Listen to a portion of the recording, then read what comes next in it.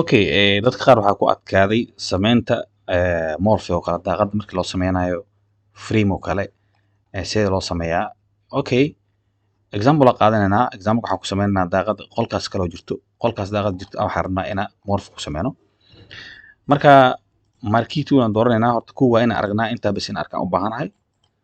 Waxaan leeyahay marquee tool, right click, show selection and marquee in 3D. Maanta waxaa waaye triggers dhowr jeer aan sameynay. marka waa iska sii wadaynaa daaqad waa tanaa daaqada raba inaan frame u sameeyo kala ama frame saaro maxaan sameynayaa marka 2D ku soo laabo halkan waa inaan elevation marisaa ama section marisaa markaan soo doorto marka elevation ama section waxay ku jiraan under document ku jiraan tusaale ahaan section oo kala soo qaadanaya halkaan aan marinaya sectionka waxaan leeyahay marka intaan ii mari okay waxaan rabaa inaan guriga sidaan u arko markaas saana u fiirinayaa guriga marka section ku dhufo right click dheh open with current setting deh waxa ku furmaya sectionka siduu u yahay guriga sidaan uu yahay of course sectionkan idid u baahan yahay in laga shaqeeyo oo la qurxiyo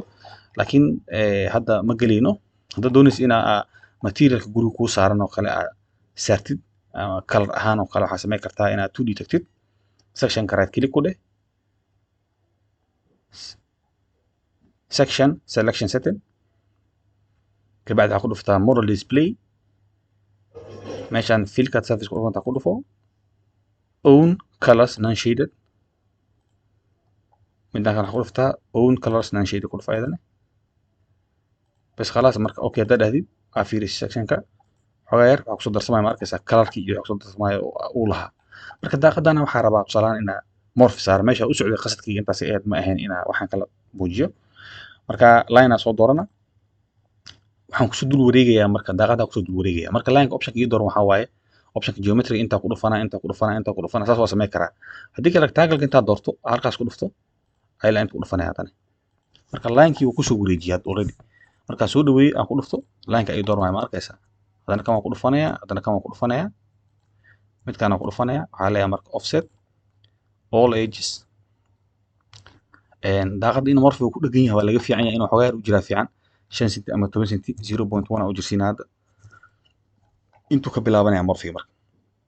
offset aan leeyahay mar labaad all edges aan dooranaya marka hadda kan iska qaado way iga tagaya laakiin copy na kareebto waa arintan dhowr jeer aan kala soo sharxay marka control taaba hal mar calaamada plus ka soo fulay marka copy iga haraya marka 0.2 aan leeyahay marka waa kaas marka waa isma frame saano uu sameeyay marka intaan rabaa inaan morphe geliyo si uu gelinaya marka morphe soo dooranaya half kamid rabaa inaan geliyo half kalena waxaan ku sameeynaa duu ilaahay mirror ku sameeynaa waa qaab cusub oo wali aan sameyn kalaas qaab sahlan ku sameey jirnay labada qaab hadda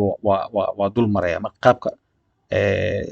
oo mirrorka wali aan intusin aan sameynaa marka ma arkaysaa in line-kan hadda dhaxda kala barmaayo oo ku soo calaamad tick soo fuulaysa ma arkaysaa meeshaas ku dhufo halkaas tag